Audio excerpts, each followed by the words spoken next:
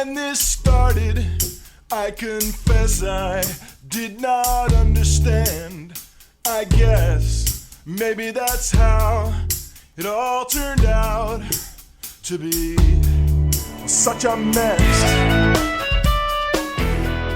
Welcome to the Teacher's Lounge, the space where we talk about difficult emotions, difficult experiences, the interactions that turn out to be such a mess and can too easily lead to burnout. In this space, in this Teacher's Lounge, we talk about the difficult parts of teaching in ways that make things better, make you feel better, make your school relationships better, make learning better, miraculously. What you'll hear in every episode is a story, a real story, told by a teacher in one of the many teacher support groups that I've run over the years. The story will be camouflaged to protect confidentiality. But it's not just the teacher's story I'll tell. I'll also share how I and the teachers in the teacher support group responded to the story, thought about the story, framed the story, and eventually came up with a plan of action to resolve the story. At the end of every episode, I'll share a pithy axiom for you to take away with you into your own classroom, where it might help you deal with your own difficult stories and emotions. Because teaching well is difficult, and all teachers can use this kind of caring, thoughtful, dynamic, solution-oriented support. This, my friends, is the Teacher's Lounge you have been wanting and needing and deserving your entire teaching life. I'm Betsy Burris. Let's get started. Grace is a passionate teacher. Heck, she's a passionate person. She cares about her content, which is social studies, and her students, who are middle schoolers. She cares about her colleagues. She cares about her students' parents. She cares about her administrators. She cares about her school. She cares about a union. She is a passionate, fervent carer who is unusual because she is committed to seeing and caring about all perspectives on an issue. But she doesn't just care. She acts. She thinks about the future and outcomes she wants to see and takes responsibility now, strategically, to help seed that vision for a better world. But sometimes Grace encounters roadblocks, which can freak her out when they block progress toward an outcome that really matters to her. Like this one time when her middle school team was trying to come up with a recommendation about online learning during COVID times. Her school administration had asked all grade level teams to do this, to make recommendations, pending, emphasis on the word pending as in left hanging for weeks and months, pending the state's final instructions about school reopening. The school principal wanted to hear from the teachers what they preferred, what they thought the pros and cons of different models were, how feasible they were in their particular school context, etc. Pretty enlightened, I'd say. Grace had an opinion. She felt the hybrid model was the best option. She felt this way because she knew kids needed to be together in person. She knew parents needed time away from their kids so they could work and just regroup. Of course, she knew kids needed time away from their parents, too. Win-win. She herself wanted to see her kids in 3 dimensions, and she knew that many of the students in her school, for one reason or another, had a hard time with online learning, and she wanted to minimize the strain on them and their families. Great reasoning, I'd say. But one of her grade-level team members didn't see it that way. The hybrid model worried him because of the possibility of spreading the illness, because of the likelihood of having to go wholesale online eventually anyway, because of the extra work it would take to figure out how to manage the in-person versus the online cohorts or the alternating groups or whatever. And how would they beam the online students into the classroom again? Would they have to? Oh my God, I give up. Also good reasoning, except for the last part, which was basically emotional. But still legitimate, right? Not all teachers are able to wrap their minds around hybridity, myself being one, full disclosure. Grace could see the value of her colleagues', let's call him Lev, reasoning. Of course she could. She was very tolerant of multiple perspectives. But she had also made up her mind. And once she made up her mind and was ready to charge ahead, Grace became a bit of a steamroller. So she arranged for a phone call with Lev, who also happened to be a personal friend. Did I mention that Grace was a really social, affiliative person? She knew everyone and they all loved her. Of course, Lev agreed, not just to talk about their team, but to catch up one-on-one, which they did for a while, quite enjoyably. But then Grace brought up the topic of the team's recommendation for online learning. She went through her reasoning and asked Lev if he could possibly see his way to side with her and, by the way, the rest of the team, so they could make a really strong case to the administration. Side note, I know this might seem odd, Grace is wanting a unanimous vote for hybrid learning. I mean, the ultimate decision was going to come from the state, so the school administration's hands were pretty tied at this point. But for Grace, and we'll talk more about this later, a show of solidarity really mattered. It was something worth working for. But Lev declined. I think it's really important to think about everybody's health, Lev said. In fact, I'm going to talk to a couple other folks in the department to try to convince them of this. I think going hybrid is foolhardy. Grace was shocked. She came back at Lev with an even more fervent justification of her position. Lev held firm. And Grace hung up on him. Here's the thing about care. It can be a lot of work, especially when it gets twisted up with a defense against anxiety. At its best, caring is a simple flow of energy, isn't it? As my dissertation advisor Nell Noddings wrote in her book Caring, as I recall, care happens when you forget yourself and flow towards another person. You lose track of your needs in the face of another's. Like when you hear a baby, especially your baby, crying, or when you see tears on a student's face. Just, that's it. You're there, all in, emotionally and physically. But caring gets complicated when it bobs on a sea of anxiety. Several words come to mind when I think about care and anxiety. One is grandiosity. Another is omnipotence. Another is control. I think all of these are relevant to Grace's story because they're all defenses against anxiety. So let's start with the source of Grace's anxiety. Where did it come from in this story? Here's my answer. From Grace's perception of a void. What's a void?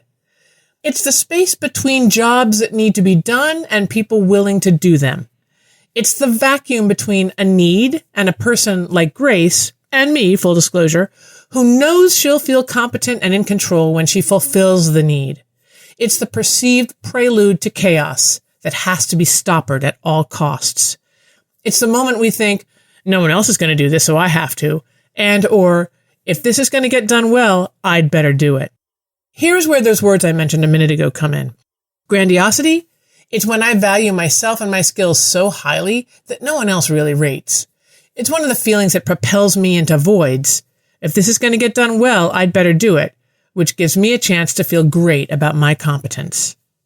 But my grandiosity depends on my overshadowing everybody else and rendering them incompetent.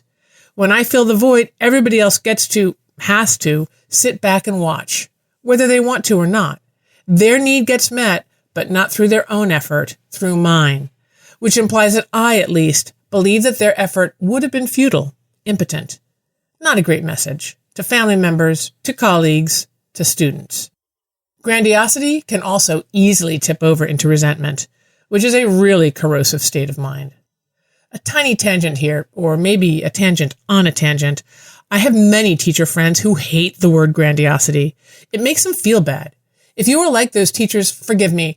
I use the word in part because it is ear-catching. It does get the attention of people who probably need to start thinking about that hyper-competent, hyper-incompetent dynamic. But it also says it all.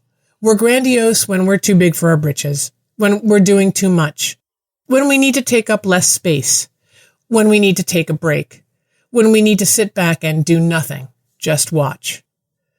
When I use the term grandiosity, I mean no blame, no judgment. I use it as an efficient label that pretty much captures what's happening and therefore does those of us who want to realign our relationships a big favor.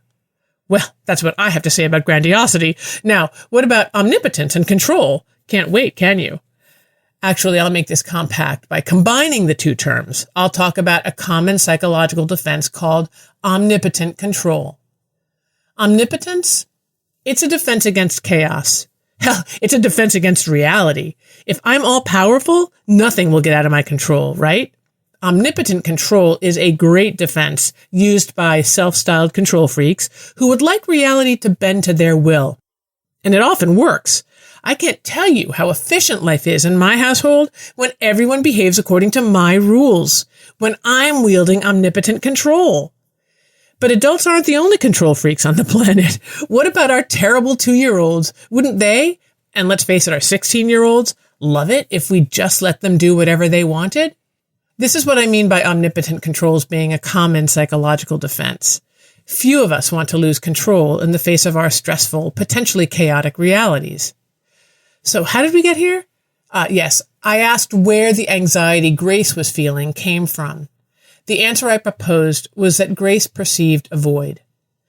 Just to put a fine point on it, voids are stressful for some people. They cause anxiety because they threaten chaos, because it's not clear who's going to take charge, and hence they activate psychological defenses, like grandiosity, like omnipotent control. Very normal. Grace is the first to admit that she is a void filler. Her intuitive radar pings whenever there's a job to be done that no one else has stepped up to do. When a committee needs a new member, when a student needs extra help, when a colleague student needs extra help, when a friend needs a sympathetic ear, when someone needs a ride home or a meal delivered or a pet babysat. Anybody need something done? Grace will do it, super competently, kindly, caringly. Grace gets a lot out of void filling. She feels good about herself. Other people feel good about her, and she tamps down the anxiety that voids automatically raise in her. She can't help it. She is both allergic to voids and drawn to them. So, where is the void in this story? My answer, the uncertainty. The space the administration opened up by asking departments for their opinions. The need for a decision. The right decision. The best decision. The most caring decision. This challenge to come up with the perfect decision for everybody was right up Grace's alley. She thought, and researched, by the way, long and hard about it. Her solution felt perfect to her, and she wanted perfect agreement from her department, because that was the way this challenge would be met, this void filled. But there was Lev, holding out with a less than perfect solution, which he was going to try to convince some colleagues of. What? Grace was not in a teacher support group. She and I were doing individual coaching together, so we had plenty of time to examine this situation one-on-one. Grace approached coaching with the same passion and commitment she applied to everything else in her life. As I said earlier, she recognized herself as a void filler and had been working on that for a while. She easily saw this instance with the department as another example of void filling. Except in the end, it wasn't a void, was it? If it were a true void, everyone would have sat back and watched Grace solve the problem, right? In this case, Lev did not sit back. He stepped up, making this void a battleground. Grace and Lev were actually in a power struggle.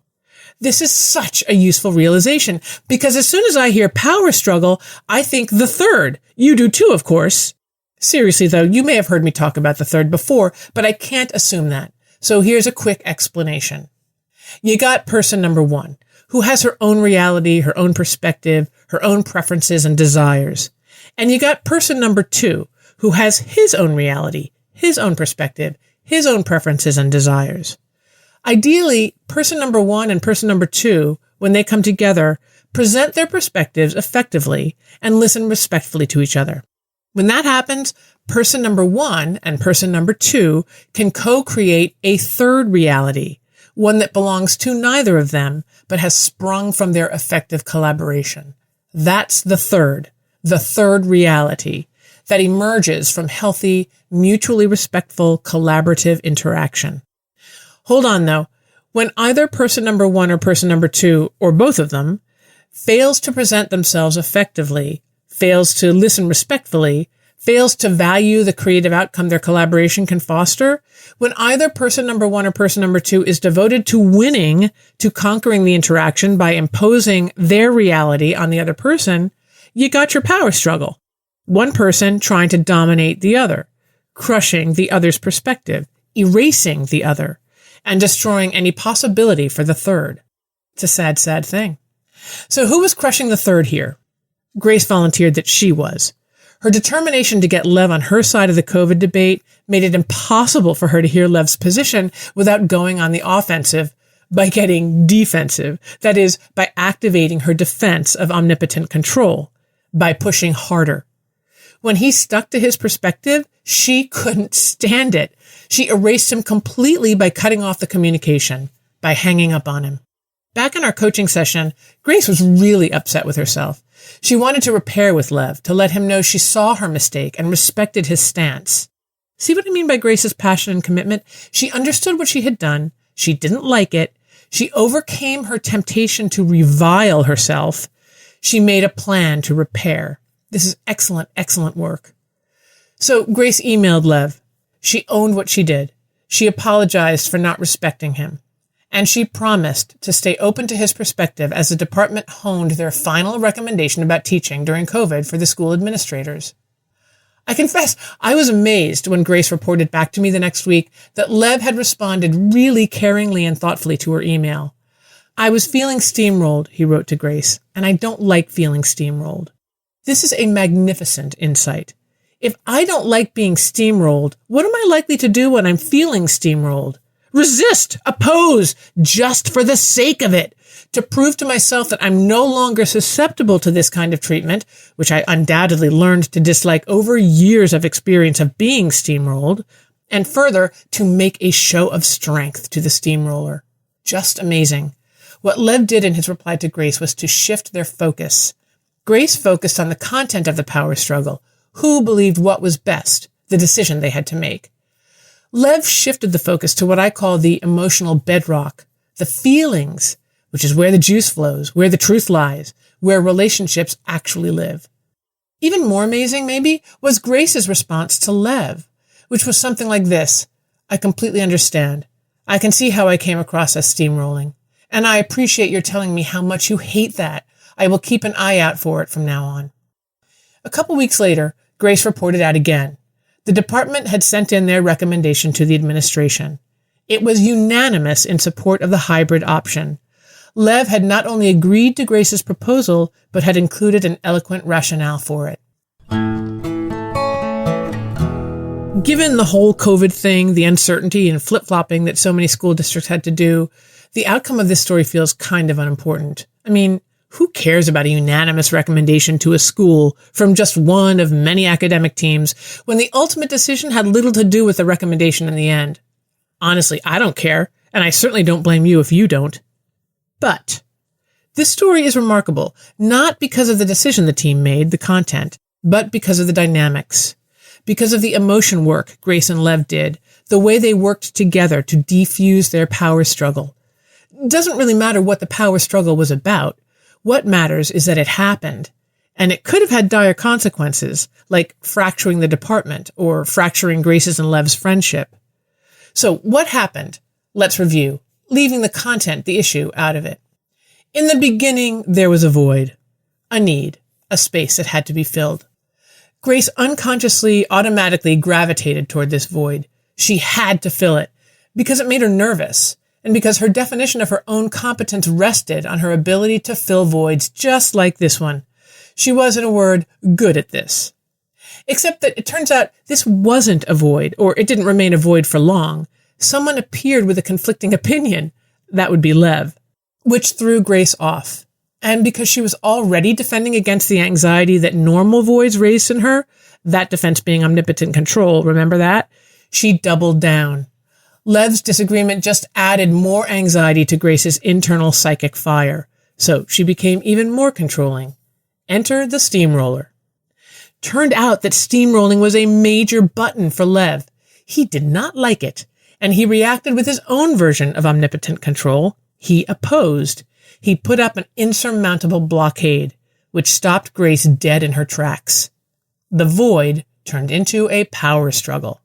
Understanding that a good way to defuse power struggles is to show up, represent her reality, and honor Lev's reality, Grace attempted a repair. Lev not only accepted Grace's repair, but he disclosed a psychological truth about himself. He hates being steamrolled. This is why I love this story, because something miraculous happened here. Grace's vulnerable and trusting move to step back and think about the impasse between her and Lev, and to own her part in the power struggle, invited vulnerability and trust from Lev. This is the move that makes this story worth telling.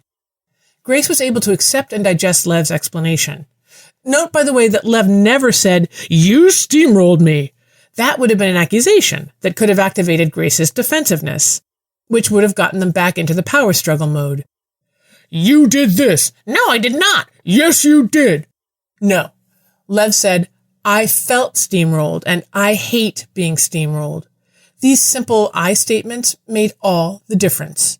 His response to Grace was Lev's, and just as Grace could own her steamrolling, he could own his opposition. I want to add here that surrounding and undergirding all of this specific localized work on the immediate power struggle with Lev was Grace's deep commitment to self-understanding and growth. Perhaps Lev shared this commitment. I can't say. What I can say is that Grace took a scary plunge by owning her part in the power struggle, and it worked out. So the axiom. It could be about voids and power struggles, both worthy of many axioms. It could be about I statements, always good to keep in mind. But I'm going with this one. Take the relational risk. Everyone is thirsty for authentic connection. Every human being needs authentic connection. Yet so many forces work against it.